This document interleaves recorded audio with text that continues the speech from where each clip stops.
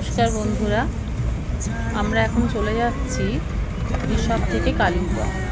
তার পথের যে সৌন্দর্য তা তোমাদের সাথে একটু না বর্ণনা করলেই নয়। দেখো দুই পাশে কি সুন্দর গাছ, একদম পথ হয়ে আমরা যাচ্ছি, বেশ ভালো লাগছে। এত রকমের গাছ আমরা কিন্তু কোথাও দেখতে পাই না, বিশেষ করে আমাদের এই শহরের ব্যস্ততম লাইফ বা শহরে যেখানে গাছ নেই বললেই চলে, সেখান থেকে পাহাড়ি এলাকার সবুজের যে সমারোহ বা প্রাণের সঞ্চার মনে হয় যেন একদম বিশুদ্ধ অক্সিজেন আমরা গ্রহণ করছি। কখনো মেঘ, কখনো বৃষ্টি, কখনো রোদ, এই সব কিছু নিয়ে এক অতি মনোরম পরিবেশ।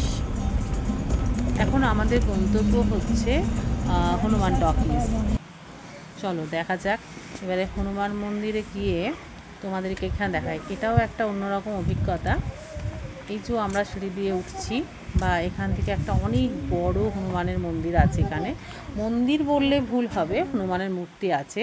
ওখানে পণ্ডিতজি বসে আছেন, চারিপাশটা ঠিক বাগানের মতো করা আছে। আর এখানেও দেখো কত সুন্দর সুন্দর গাছগুলো, এদের এখানে কিন্তু সাজানো খুব সুন্দর। আর এত ফুল চারিদিকে, আমাদের মনে হয় পুজোর জন্য একটু ফুল পাওয়া যায় না, কিন্তু এখানে রাস্তার ধারেও যেন কত ফুল। তোমাদেরকে বললাম না একটা বড় হনুমানের মূর্তি আছে, এই যে দেখো এত সুন্দর মূর্তিটা, খুবই ভালো লাগলো। আর এই সাইডেও ছোট ছোট মূর্তি আছে অন্য দেবদেবীর। সিঁড়ি বেয়ে উঠে দর্শন করে এর পরবর্তী আমাদের গন্তব্য কিন্তু বুদ্ধা মনস্ট্রি। তো আমরা এখনও সেই দিকটি যাওয়ার পরে হয়তো লাভা হয়ে আমরা চলে যাব কালিম্পং। তো রাস্তার মধ্যে যখন এই মন্দিরটা পড়লো, তখন কি না দেখে থাকা যায়, বা তোমাদের সাথে কি একটু না শেয়ার করে পারি? তাই ভাবলাম একটা ছোট্ট ভিডিও যদি করা যায়। আর যেরকম ভাবা সেই রকমই কাজ, একটা ভিডিও শুরু করে দিলাম। আমার এই ভিডিও করাতে আমাকে অবশ্যই সঙ্গ দিয়েছে আমার বান্ধবীর মেয়ে। মাঝে মাঝে বকাও খাচ্ছে ছোট্ট মেয়েটা আমার কাছে, বাট খুবই ভালো মেয়ে। ওই বললো যে মাসিমণি এখানে একটু ভিডিওটা করাই যাক, করো। তো আমিও দেখলাম হ্যাঁ, একটা ভিডিও শেয়ার তোমাদের সাথে করেই নিই। কারণ ঘুরতে এসে মাঝে মাঝে আমরা তো প্রফেশনাল নই, ভুলেই যাচ্ছি যে আমার কোনো চ্যানেল আছে বা আমি একটা ভিডিও করি। আবার যখন মনে পড়ছে তখন মনে হচ্ছে না, তোমাদের সাথে তো একটু শেয়ার করাই যায়, তখনই কিন্তু আমরা ভিডিও করতে শুরু করছি। যাই হোক, তোমরা দেখো এই যে একটা মন্দিরের ঠিক পেছন দিকে, এর সৌন্দর্যটাও কিন্তু অসাধারণ।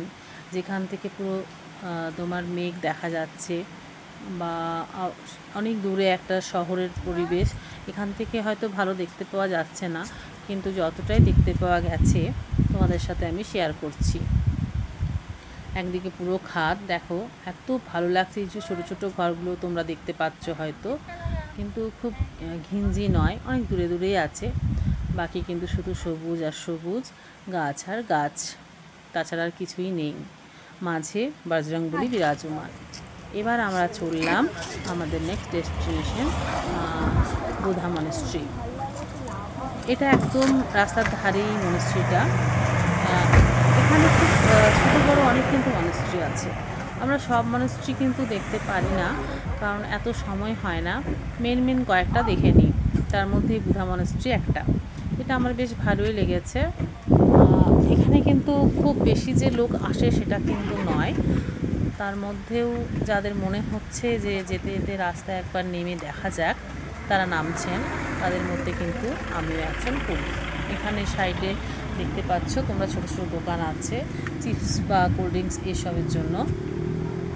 তবে এই রাস্তাগুলি কিন্তু খুব জনবহুল নয়, আর মানে খুবই ফাঁকা ফাঁকা, সব কিছু কিন্তু ইচ্ছে মতো চাইলেও পাওয়া যায় না। কালিম্পং যেমন একটা ছোট্ট শহর, কিন্তু এই যাওয়ার রাস্তাটা কিন্তু বেশ নির্জন। এখানে কিন্তু খুব বেশি ব্যস্ততা নেই, বা এখানে কি বলবো, মানে এত বেশিও গাড়ি চলে না যে মনে হয় খুবই আমাদের যেটা হয় ওখানে আর কি। দেখা যাক, তোমরা দেখো এই পেছন দিকটাও কিন্তু আমি চেষ্টা করেছি তোমাদের সাথে শেয়ার করার। কত ভালো লাগছে না এই প্রাকৃতিক সৌন্দর্যটা, দেখো চারিদিকে গাছ আর গাছ।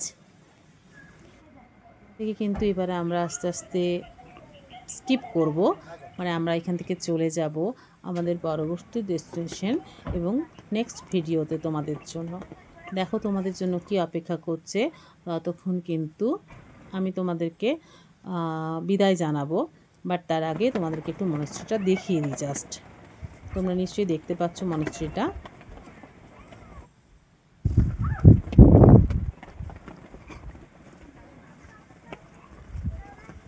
আশা করি তোমাদেরও ভালো লাগবে আমার সাথে। আমার কিন্তু বেশ ভালো লেগেছে, কারণ একটা ছোট জায়গার মধ্যে এত সুন্দর বানিয়েছে। ফটো তোলার জন্যও কিন্তু ভালো, অনেকে আসে হয়তো 2-4টা ফটো তুলে স্মৃতি হিসাবে রেখে দেয়।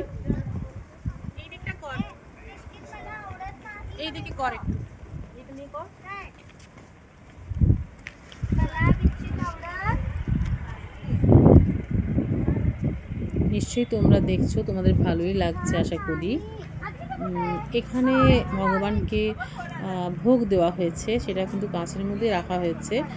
আর ওদেরও কিছু নিয়ম আছে, যে নিয়মগুলি কিন্তু সেখানে লেখা আছে, আমরা পড়তে পারি না কারণ ওটা অন্য ভাষায়, পালি ভাষায় সম্ভবত লেখা। আমার কিন্তু এই মনস্ট্রিটা একটু অন্যরকমই লেগেছে। বেশিরভাগ মনস্ট্রিটা বুদ্ধদেবের মূর্তি বিভিন্নভাবে দেখতে পাই, বাট এটা কিন্তু সম্পূর্ণ ডিফারেন্ট।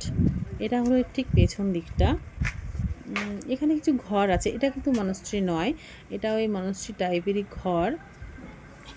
এছাড়াও দেখো এটা মনস্ট্রির অ্যারাউন্ডিংটা, চারিদিকটা ঘুরে আমি তোমাদের সাথে শেয়ার করলাম।